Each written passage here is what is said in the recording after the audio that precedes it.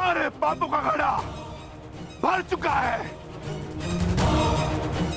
अब मैं आज और इसी क्षण तुम्हें और तुम्हारे कौरव भाइयों के भार से इस धरती को मुक्त करा दूंगा।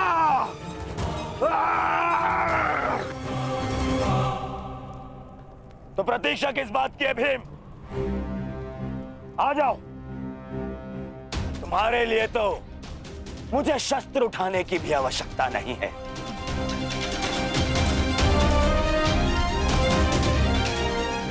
मेरे मित्र के बाण ही तुम्हारे शरीर को छल्ले छल्ले कर देंगे। आजा।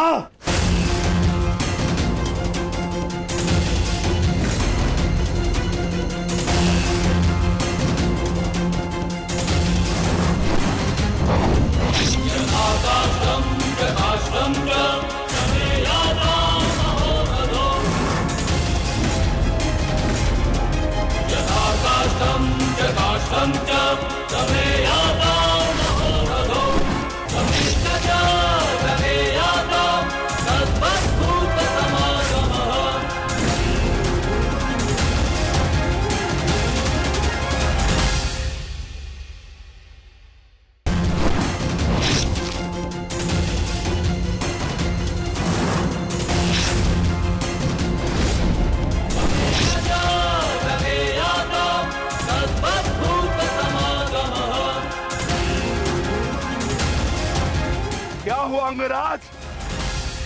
कहां चला गया तुम्हारे बाणों का तेज? इससे अधिक पीड़ा तो मुझे कांटे दे देते।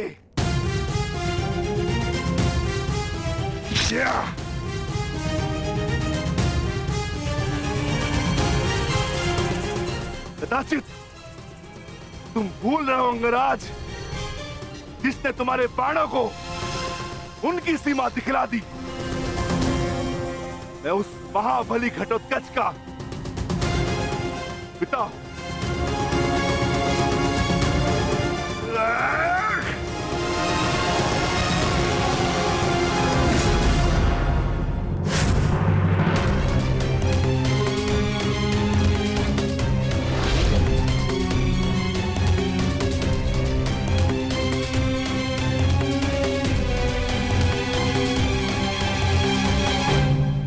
रुक जाओ कौन?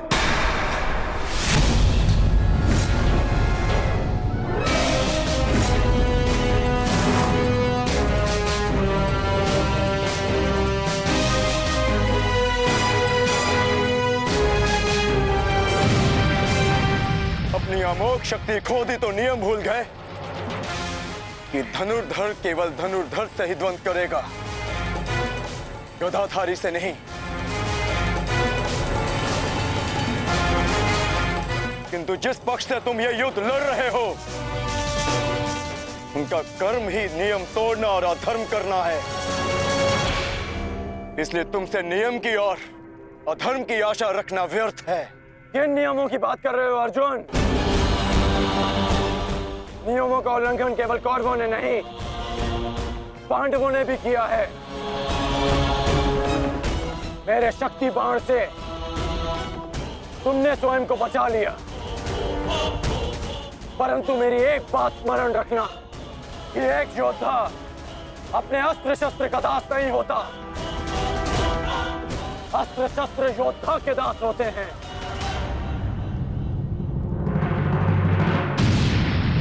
तुम्हें परास्त करने के लिए मुझे किसी कवच और शक्ति की आवश्यकता नहीं है अर्जुन।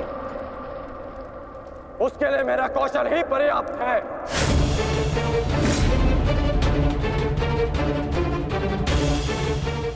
अब ना ही मेरे पास कोई शक्ति है और ना ही कोई कवच, इसलिए सावधान, क्योंकि अब मेरे बाण पहले से भी अधिक शक्तिशाली होंगे। बच सको तो बच लो अर्जुन।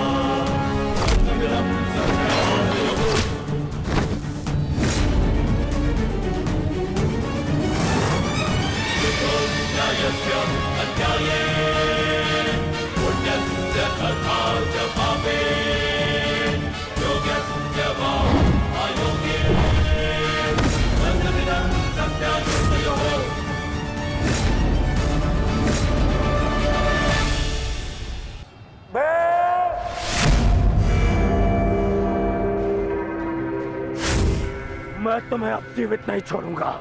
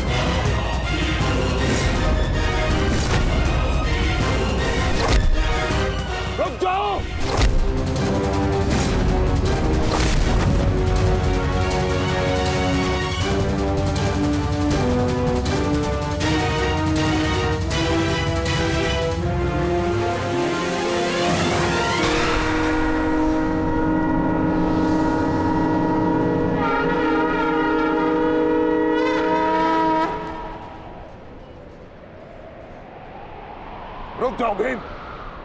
प्रतिक्रमण।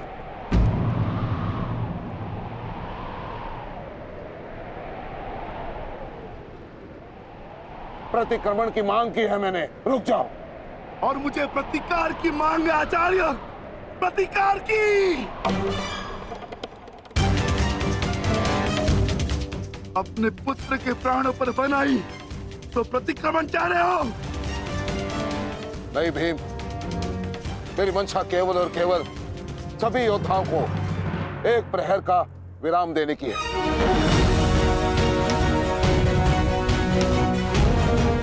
जिसकी आवश्यकता तुम्हें भी है। जाओ, अपने पुत्र का अंतिम संस्कार कर लो। ठहरो भीम।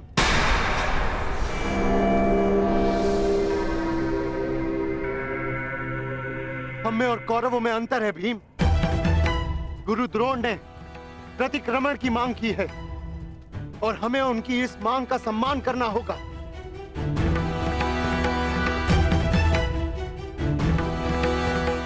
मत करो भीम, मत करो। छोड़ दो भीम, छोड़ दो इसे।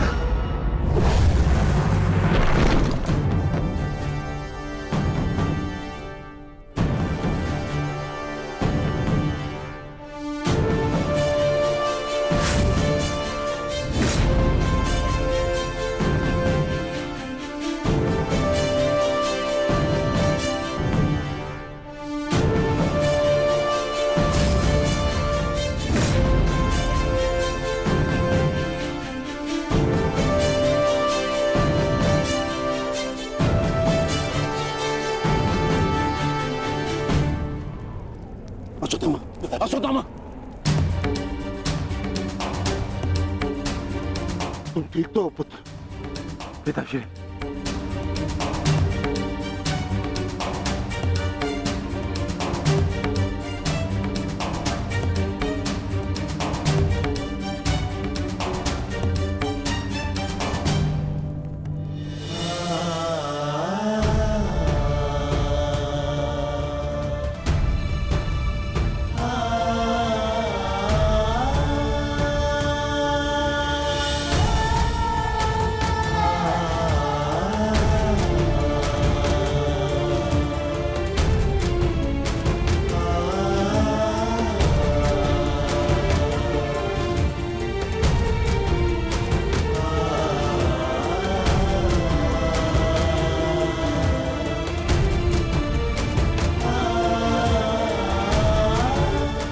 सब का जन्म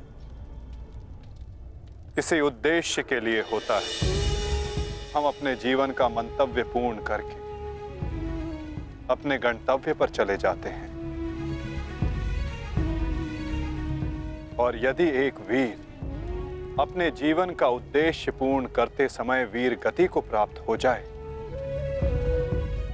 तो उसे मोक्ष की प्राप्ति होती है।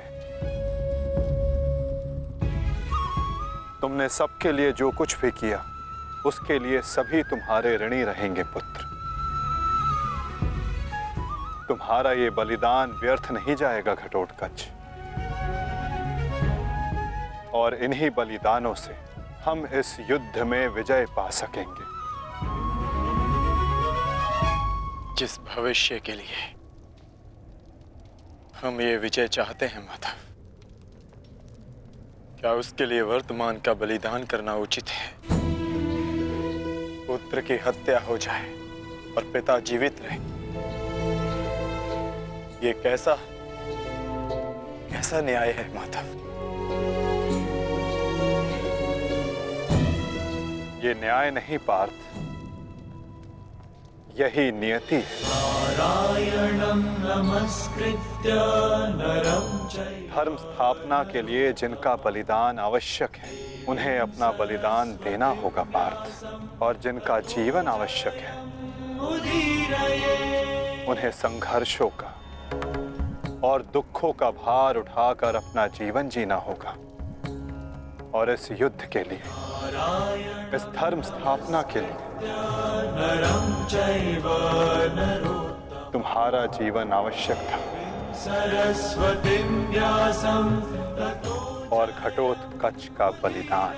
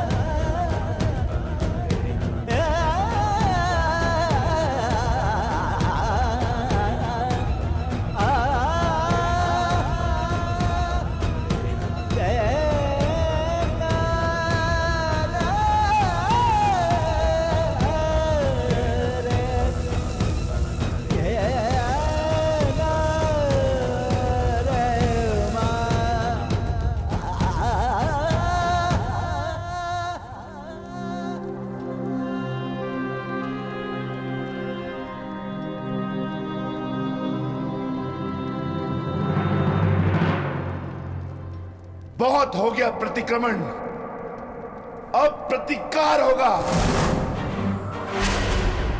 प्रतिकार होगा विकोदर, और वो भी उचित स्थान पर। और अब हमारा लक्ष्य होगा कौरव सेनापति द्रोण।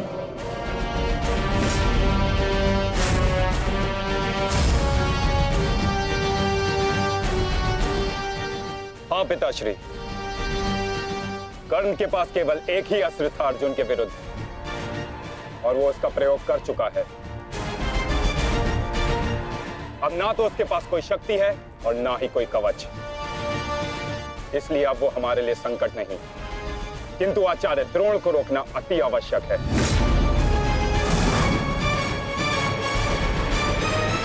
उन्होंने आज भी हमारी सेना को बहुत भारी क्षति पहुंचाई है। अब द्रोण का वध आवश्यक है।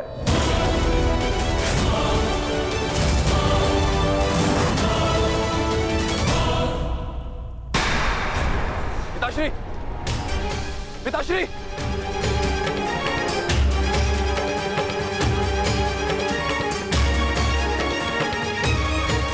मैं कायरो की भांति युद्ध भूमि छोड़कर नहीं जाऊंगा। मैंने मित्र दुर्योधन को वचन दिया और मैं अपना वचन नहीं तोड़ सकता। एक बात का स्मरण रहे अश्वत्थामा कि धर्म और धर्म की बात करना हमें शोभा नहीं देता।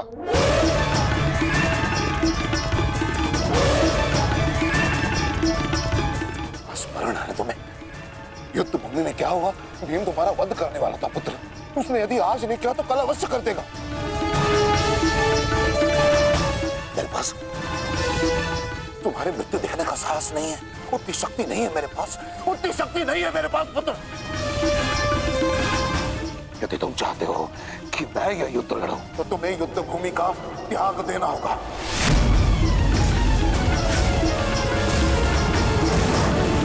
वचन दो मुझे कि तुम युद्ध भूमि का त्याग कर दोगे। वचन दो। आचार्य द्रोण, यदि ऐसा है तो आप यह युद्ध भूमि छोड़कर जा सकते हैं, परंतु मेरा ये मित्र कहीं नहीं जाएगा। वैसे भी आप हमारे सेनापति हैं ना। सेनापति होने के पश्चात भी आप उन विपक्षियों का कुछ कर नहीं पाए, क्योंकि वो विपक्षी आपके प्रिय शिष्य हैं, इसलिए कुछ नहीं कर पाए हैं आप। शांत हो जाओ मित्र।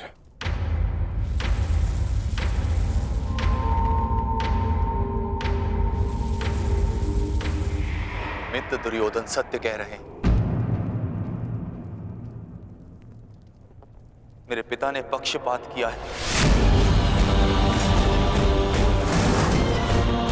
उन्होंने अपने दिए वचन को पूर्ण नहीं किया और इसी कारण आज हमारे परिवार पर प्रश्न उठना आवश्यक है।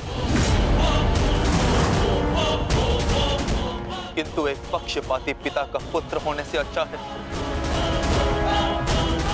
कि मैं एक योद्धा की तरह रणभूमि में जाऊं और अपने प्राण गंवा दूं। बस अश्वत्थामा, अपने पिता से इस भांति कटु वचन कहना एक महान योद्धा को शोभा नहीं देता। जो अपने पिता का सबके सामने अपमान कर सकता है, उससे किसी और के सम्मान की आशा नहीं की जा सकती।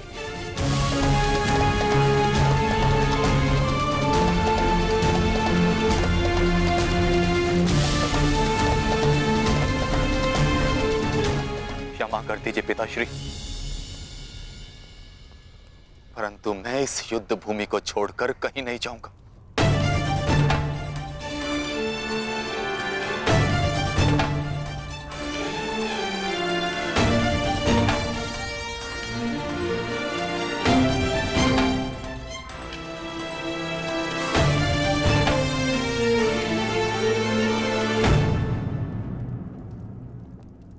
तो ठीक है पुत्र, मैं तुम्हारी इच्छा का मान रखता हूं और आशा करता हूं कि नर्क से दूर रहने की शक्ति तुम्हारे पिंडदान में हो। आज केवल तुम्हारे कारण मुझे संपूर्णता से धर्म का त्याग करना होगा। एक पुत्र पिता के लिए बल होता है, परंतु आज तुम मेरे लिए निर्बलता सिद्ध है। और आप भी सुन लीजिए युवराज, यदि मैंने अपने संपूर्ण जीवन काल में पुण्य किया है तो उन समस्त पुण्यों का मैं कवच निर्मित करता हूं। यदि अपने जीवन में मैंने अपने शिष्यों को समान रूप से देखा होगा तो इस कवच को कोई नहीं फेंक सकता, कोई नहीं। यदि मैंने अपने शिष्यों को संभावना से कम और समर्पण से अधिक शिक्षा नहीं दी होगी तो आज मेरे हाथों से मेरे शस्त्रों को कोई नहीं छीन सकता। इसलिए मैं भारद्वाज पुत्र द्रोण प्रण लेता हूं कि इस कुरुक्षेत्र में जो योद्धा मेरे समक्ष आएगा मैं उसका वध कर दूंगा।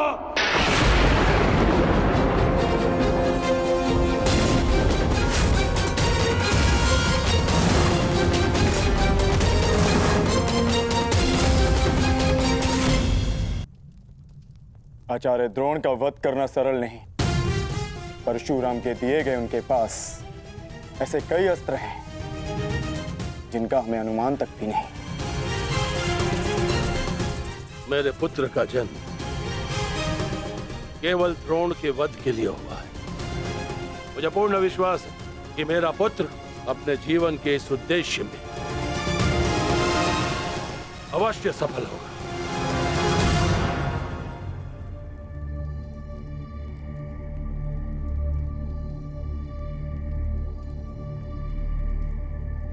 ये युद्ध सरल नहीं है कर्ण। तुम्हें अपना ध्यान केवल युद्ध पर केंद्रित करना होगा। मेरी चिंता का कारण मोह है वृषाली।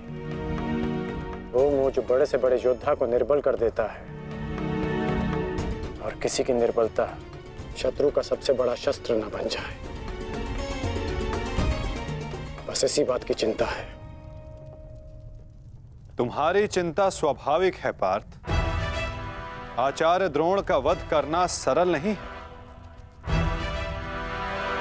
दृष्टद्युम्न के लिए भी नहीं।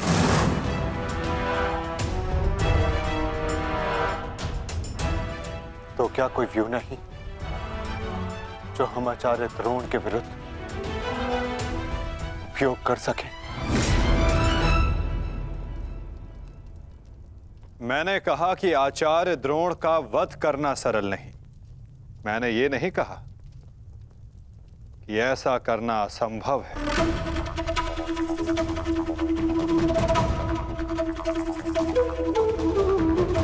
एक व्यू है जिसे आचार्य द्रोण भी नहीं तोड़ सकते।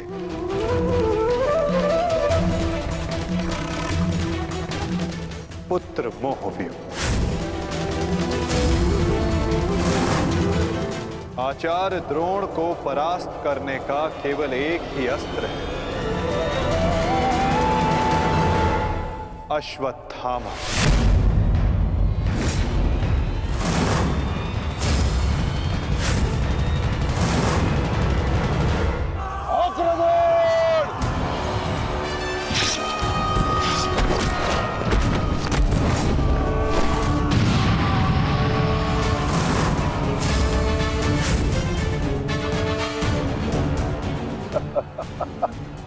अच्छा है, तीसों भाई एक साथ मेरे समक्ष आ गए। अब नर्क तक की यात्रा के मार्ग में एकाकी अनुभव नहीं करोगे। सावधान भीम।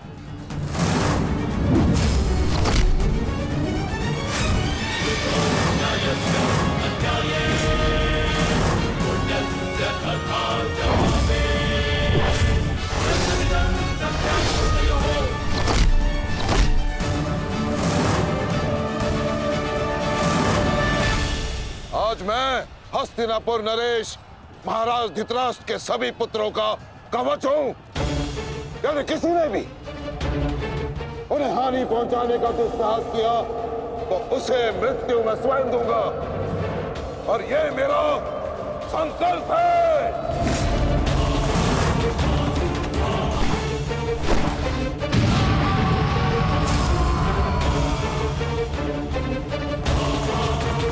माधव, अश्वत्थामा को घेरने की योजना क्या है?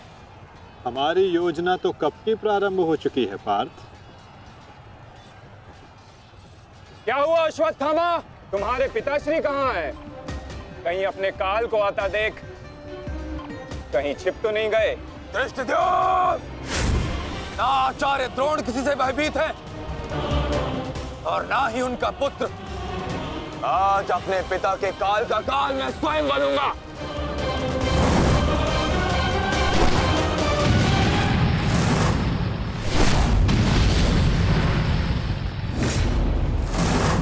बस इतना ही सीखा है अपने पिता से? आओ अश्वत्थामा, आज मैं तुम्हें जीवन का पाठ पढ़ाता हूं। आप कहां रहे हो कायर? साहस है तो द्वंद्व करो। आरती, पीछा करो।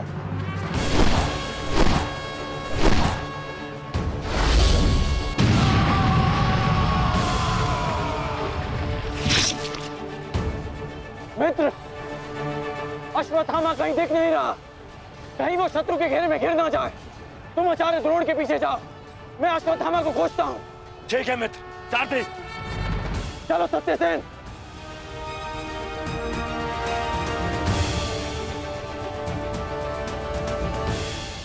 तुम मेरे पिताश्री के काल हो, मेरे नहीं। परंतु आज मैं तुम्हारा काल बन कर आया हूं। सावधान।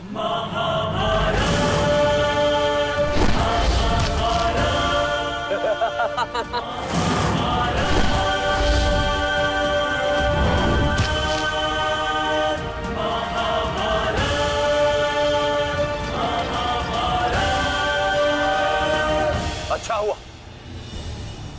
कि पिता और पुत्र दोनों एक साथ मेरे सामने आ गए। आज तुम दोनों मेरे हाथों वीर गति को प्राप्त होगे।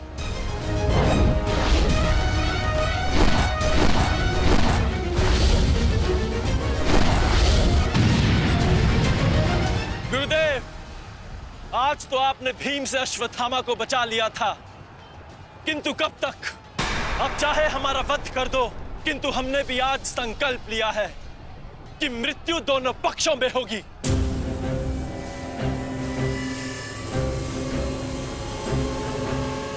चलो सारथी, हमें वापस जाना है। शीघ्र करो। अश्वत्थामा का अश्वत्थामा कहीं दिखाई नहीं दे रहा आचार्य, परंतु कर्ण उसी की खोज में गया है। चलो सारथी।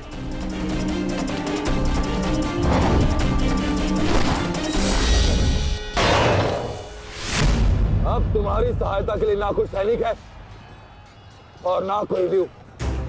अब तुम दोनों को मेरे हाथ से कौन बचाएगा? सावधान। अश्वत्थामा, तुम स्वयं व्यू में खड़े हो। इस व्यू को शमशान व्यू कहते हैं। कदाचित तुम्हारे पिता ने तुम्हें इस व्यू के विषय में बताया ही नहीं होगा। अपने चारों ओर देखो।